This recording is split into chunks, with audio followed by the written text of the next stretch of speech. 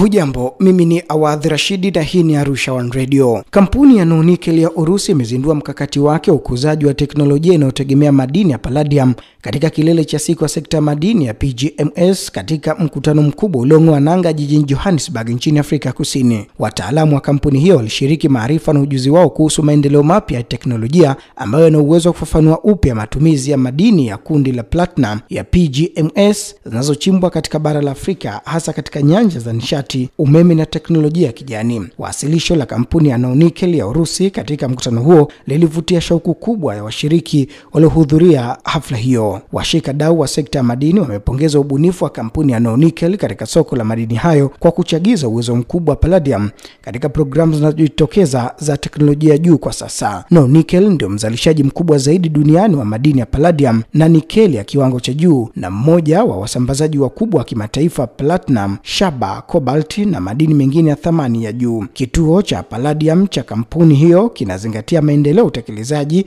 wa ufumbuzi wa ubunifu wa palladium unaolenga kuimarisha ufanisi wa viwanda. Palladium ndio madini yanayotolewa zaidi kati ya kundi la madini ya PGMS na inafaidika kutokana na msururu wa usambazaji wa kijiografia. Urusi na Afrika Kusini, kanda mbili kuu zinazozalisha zaidi madini hayo, zinahakikisha ugavi thabiti wa madini hayo kimataifa. Kwa mtizamo wa kemikali, madini katika kundi la PGM hushabihiana katika matumizi mengi. Utafiti wa kampuni ya NoNickel umeonyesha kuwa alloy za palladium zilizo na PGM mara nyingi hupita madini mengine katika suala la ufanisi na uimara. Mbinu za kampuni ya NoNickel kwa uvumbuzi wa palladium zinalingana kwa karibu na megatrend muhimu za kimataifa: mpeto wa nishati, maendeleo endelevu na digitalization. Maeneo yanayotarajiwa kunufaika kutokana na uchimbaji wa madini hayo ni pamoja na nishati ya jua na hidrojeni, nishati ya mimea na vifaa vya kielektroniki vya kizazi kijacho, ambapo palladium inaweza kusaidia kupunguza gharama kwa vipengee kadhaa. Katika masoko yaliyopo kwa sasa, kampuni inayolenga kuboresha utendaji na uchumi